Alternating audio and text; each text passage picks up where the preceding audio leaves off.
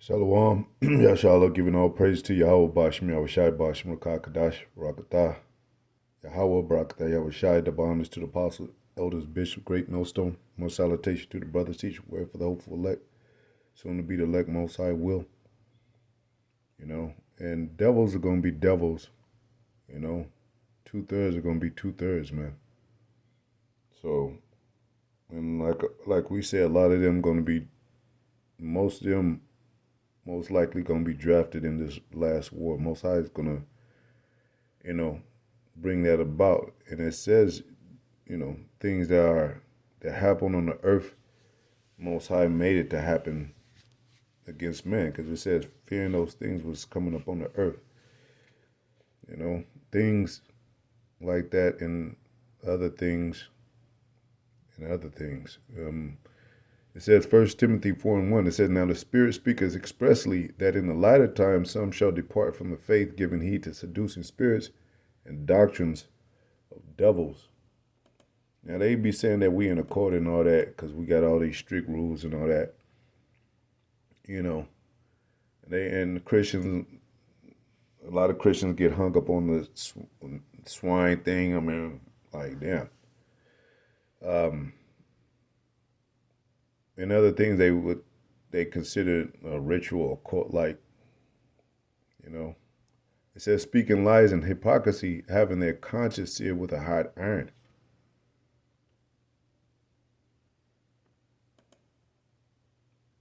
Forbidden to marry and commanding to abstain from meats. And we'll focus on that, to abstain from meats. Letting you Christian know that meats is not just flesh of animals, man. Meat can be herbs. Meat can be fruit on trees, vegetables. So if you got let's say if you got a strict Israelite family and they say, well, we don't, and it's just like that vegan thing. They so-called don't eat meat, but they're not considered a cult or anything, but they say they don't eat meat, and they, some of them proudly say that, and they promote it, and they call the people that eat meat animal, they call it animal cruelty or animal killers or whatever term that they use, but they're not considered a cult though. But anyway, meats don't always apply to, flesh of beasts like, um, cow and chicken and, swine and all that. So, like I said, if you're in a house, and let's say we don't eat beef in this house, but you have somebody that come over that do, you know, you should and he's a man of God. You should let him in and eat, or even, you don't have to, but let him eat the meat in the house because he's a man of God. And it's lawful. What he's eating is lawful. So when you're talking about you're able to eat swine and you're free, nah. It's different levels. It's different levels of fasting. Some people just like, I'm on a water fast, and then if you bring, what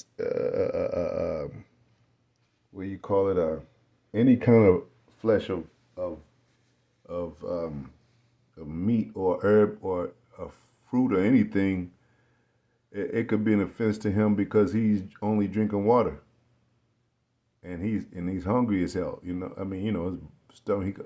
He's the thing he has to fight. He might be newly to the fast, but that's why it says he that eat is no better than he that doesn't. It ain't talking about the people that you're able to eat swine now, and they looking at us like, yeah, what makes y'all better than us? We just because we eat swine, that don't mean the Most High hates us. And you could be, you could, of course, if you're in a Gentile state of mind There's a lot of our people out there doing that, eating swine, getting tattoos and all that, but they could still be converted, you know? So it says, which God created to be received with thanksgiving of them which believe and know the truth. And know the truth, you know? It's lawful, like, even with this poison that's going around, you know, you can have some of us that say, I don't eat beef no more. I don't eat chicken no more because they got poison and you know they doing stuff to the meat. And then you know your brother say, well, I still grab me a burger every now and then. But you can't, if he believes in the Most High and he's doing the work sincerely, then you can't hold him eating a burger every now and then, or even if he ate a burger every other day. And you might talk to him like, man, you know, that's unhealthy, bro. But you don't throw him out camp because that's lawful to eat. These things. But that don't mean this is talking about you can eat swine, man. I don't know where they get. Show me one scripture in the New Testament that they're eating swine, man. Even when it used it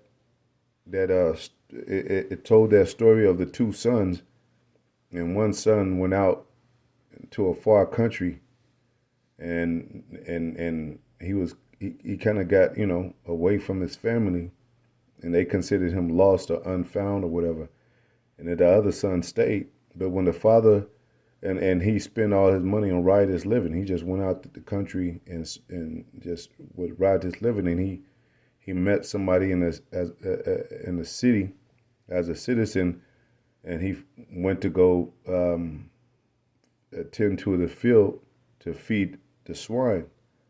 But he ate the husk that the swine ate. He didn't eat the swine itself, and it was a famine. So if the Most High approved of that, he would have told the man that he became citizen with, hey, could you, cook up this whatever. I mean, come on, it's a famine. But no, he ate the husk, which is the fruit, or the what do you call that? The little dew berries of the on the earth that the swine was eating. That's the best way I explain it. And then the other son that stayed with the father, he got mad because when the father saw that son that was living riotous, that went far country, he saw him from far off and approached him, and he gave him, he fell upon his neck, and he loved him and missed him, and he said, why I've sinned and before heaven, Lord, why, Father, why am I, considered anything worthy? And he gave him a robe and a ring, I think, and all that. You could look up the story. And the other son was mad. He said, "Why? I've been, doing everything. I haven't done nothing wrong, working in the field and everything." And the father told him, like, you have this. You've been here with me. You've been dwelling with me. You've been had access to things I've had, and still to this day.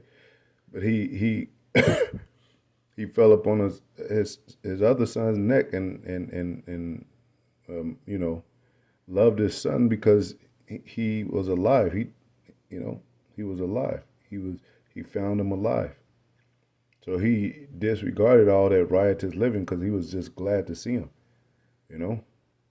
So even when a person that's in a Gentile state of mind, when they converted back into the truth, it's a certain level of glory and happiness with that we bypass a lot of things. We're like, you don't even see for a moment of time, you don't even see their tattoos or what.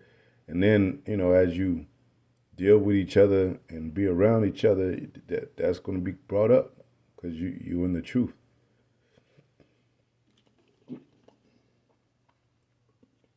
But life is better than above all these things for the sake of saving someone. Just like concerning Yahushua,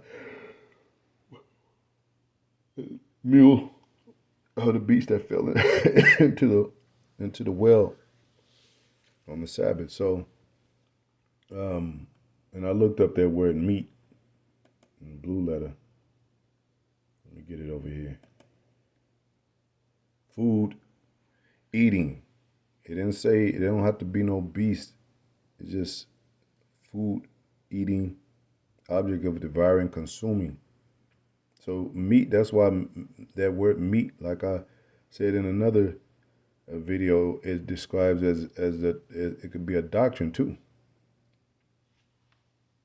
It could be the way that you're living, or you're like Yahushua said, my meat is to do the will of my Father. It says, to him that is of age, it eats the meat of the truth, like, opposed to a baby having to drink the milk, the sincere milk of the word. So, like I said before, they always think like everything's like about, yeah, you can eat swine now, and yeah, you could, do these. It's, no, man. And then I looked up. What else did I look up? Strong's G 2938. Katisma. Oh, a creature. Yeah, a thing founded, created thing. So when it talks about a creature, we're creatures. They ain't talking about everything that relates to a beast or an animal, man. And if you want to get technical, beast means something alive. The root word of beast. That's why people say he went beast mode. He was like, energetic on his top level. But that word,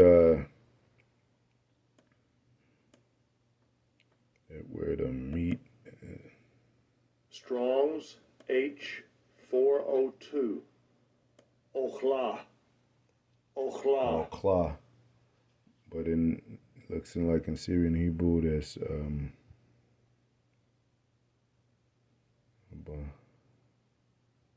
Akala. Looks like Akala.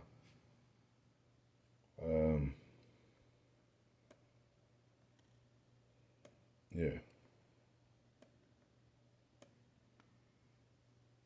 Just like I said with Peter, he said, slay and eat. Eat doesn't mean like you eating physical meat.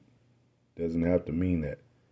And then scriptures say in the beginning too that the Most High made all these. Let me get that. It says Genesis 1:29, and God said, I'm reading verbatim, and God said, behold, I have given you every herb bearing seed which is upon the face of all the earth, and of every tree in which is the fruit of a tree yielding seed. To you it shall be for meat. Yeah. So herbs, fruit of the trees, the flesh. I looked up this. It said the skin. It says apple skin also contains wax, which helps trap moisture in the apple's flesh. So, flesh doesn't mean, when you see it in the scriptures, it doesn't always have to pertain to human beings or beasts, like animals. It could pertain to the flesh of fruit, the flesh of herbs,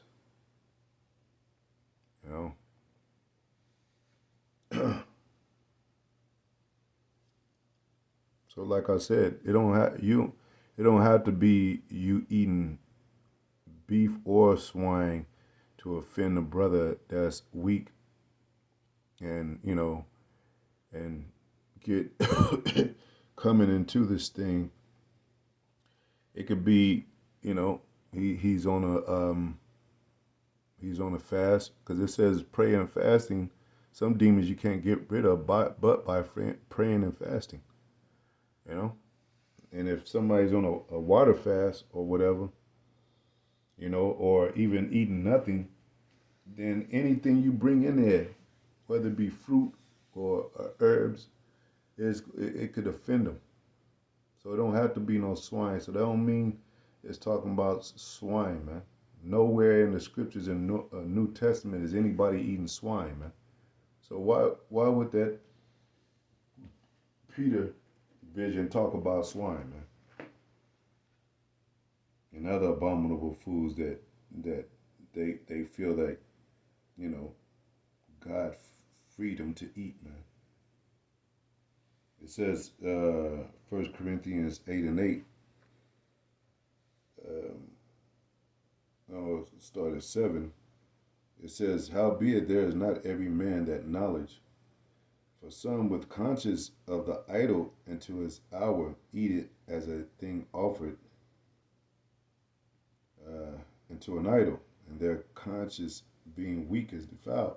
But meat condemneth us not to God. For neither if we eat or are we the better, neither if we not eat are we the worst.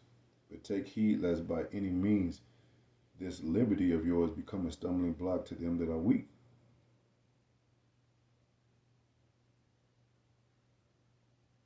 It says, "If any man see thee which hath knowledge sit at meat to in the idol's temple, shall not the conscience of him which is weak be emboldened to eat those things which are offered to idols?" Yeah, so that don't mean you done converted to be a Christian and showing people that you can eat swine now. And you go in and nah, this is a person in the temple, eating things sacrificing to idols. So, it's like we talked about when those Gentiles, our people that was in the Gentile state of mind, you know, you have to give them the milk first and then the meat. So there's certain things that you're not gonna go into right away.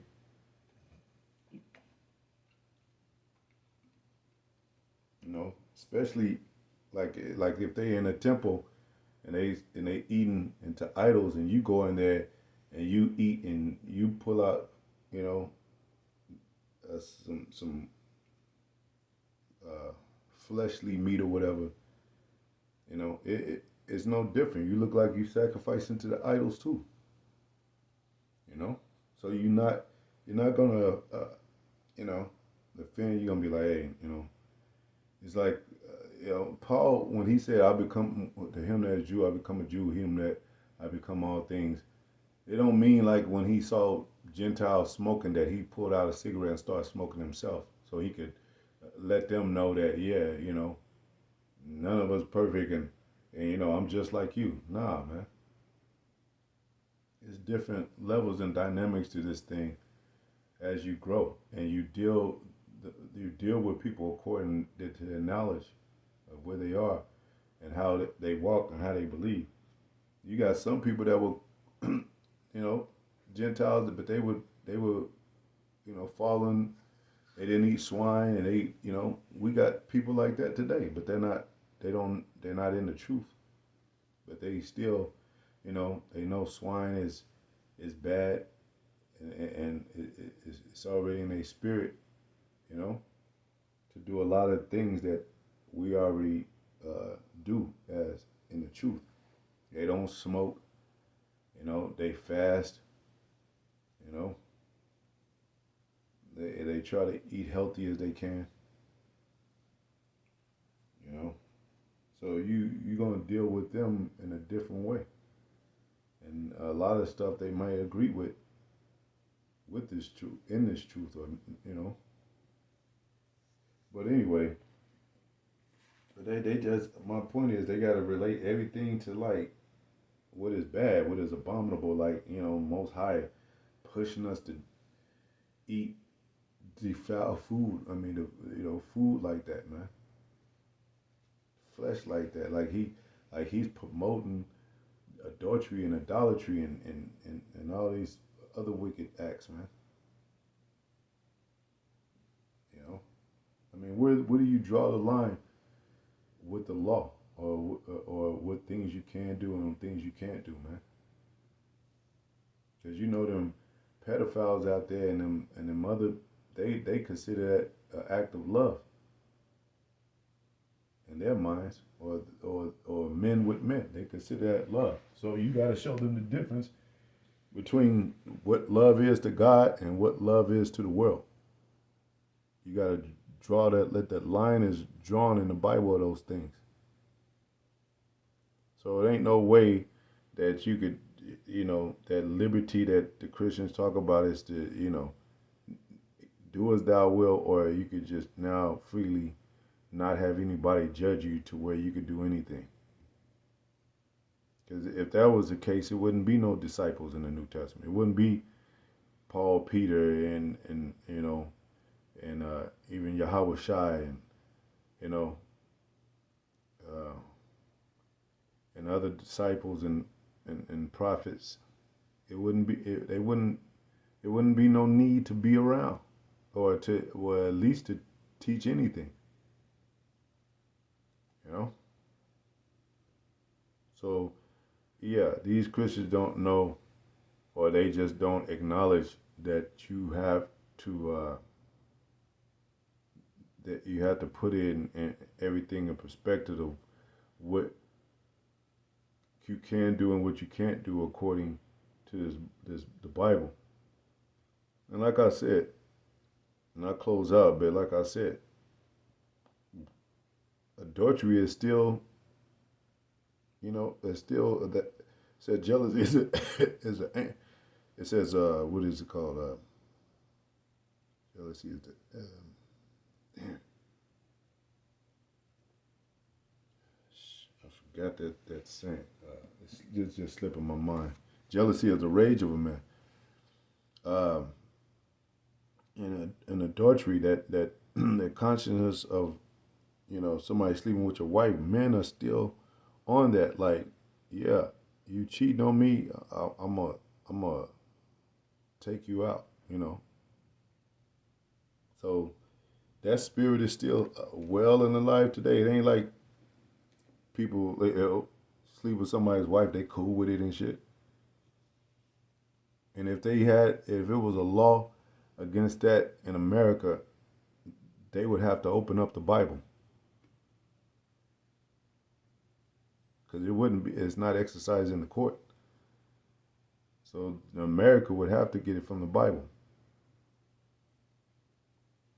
That's why in some ways they still deal with the Bible, even though they ban it in Canada, and they just trying to ban the truth of the Bible, that's all. But they'll still use it, for what they can. But, with all that said, yeah, man, Most High, his law still exists. And you got to come under the law to lead you into faith of Yahweh Shai. You got to come under tutor and governors. You got to come under a teacher. Yahweh Shai even came under tutors and governors, man. And he says no servant is greater than his master. So anyway, hopefully it was edifying. Shalom.